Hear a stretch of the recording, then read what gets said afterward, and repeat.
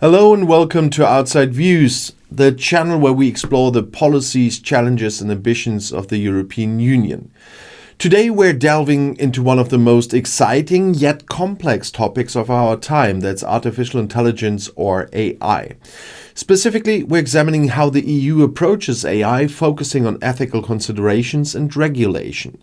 This is about more than just technology, it's about shaping the future of society.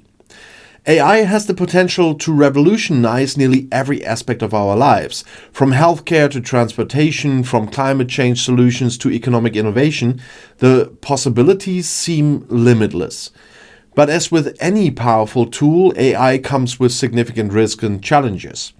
Questions about privacy, bias, accountability, and even human dignity loom large. And this is where the EU has decided to take a stand. The EU's approach to AI is built on three core principles: human-centric development, trustworthiness, and ethical responsibility. These principles are deeply rooted in European values, emphasizing the importance of fundamental rights and the well-being of individuals. The idea is simple but ambitious. AI should serve humanity, not the other way round. One of the key documents outlining the EU's vision for AI is the Ethics Guidelines for Trustworthy AI, published in 2019.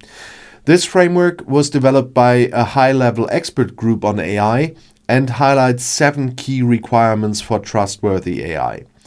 These include human agency and oversight, privacy and data governance, transparency, and societal well-being. It's essentially a checklist for ensuring that AI systems are designed and deployed responsibly. But how do you turn guidelines into action? And this is where regulation comes into play. The EU is currently working on the Artificial Intelligence Act, a groundbreaking piece of legislation aimed at creating a legal framework for AI. If passed, it would be the first of its kind in the world, setting a global standard for AI regulation. The AI Act takes a risk-based approach, categorizing AI systems into 4 levels of risk: unacceptable, high, limited, and minimal. Unacceptable risk AI systems are outright banned, and this includes technologies like social scoring systems, which evaluate individuals based on their behavior characteristics. We have that in China.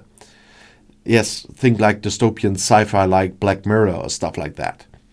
And the EU has drawn a firm line here, stating that such systems are incompatible with its values. High-risk AI systems, on the other hand, are permitted but subject to strict oversight. And this category includes AI used in critical areas like healthcare, law enforcement, and employment. For example, an AI system used to assess job applicants must be designed to prevent discrimination and ensure fairness. And the goal is to balance innovation with safeguards, ensuring that these powerful tools are used responsibly. Limited risk systems face less stringent requirements, such as transparency obligations. This might include chatbots that are required to disclose they are not human. And finally, minimal risk systems like AI used for video games are largely left unregulated to encourage innovation. One of the most debated aspects of the AI Act is its focus on biometric systems, particularly facial recognition technology. The EU has proposed significant restrictions on the use of facial recognition in public spaces, citing concerns about mass surveillance and privacy violations. And this stance has sparked fierce debate, with some arguing that it's necessary to protect civil liberties, while others warn it could hinder law enforcement efforts. But regulation is only part of the story. The EU is also investing heavily in AI research and innovation.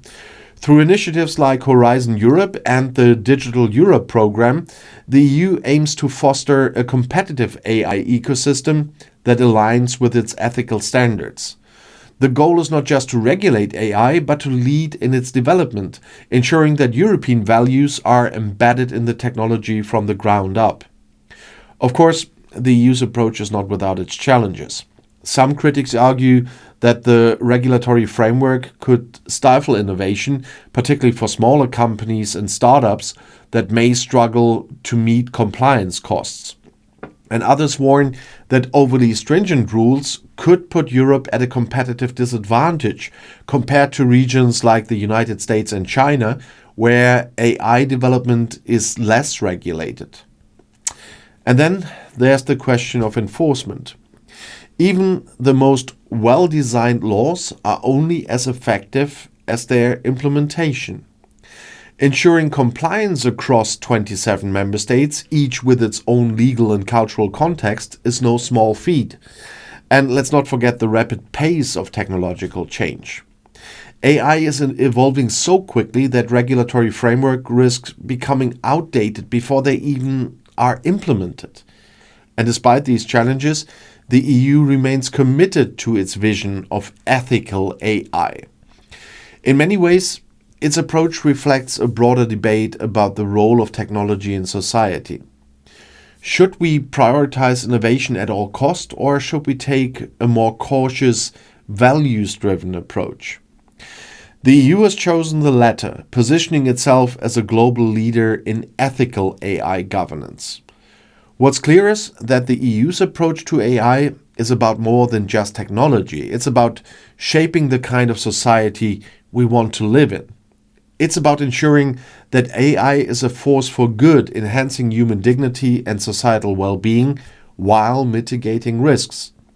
Whether this vision will succeed remains to be seen, but one thing is certain.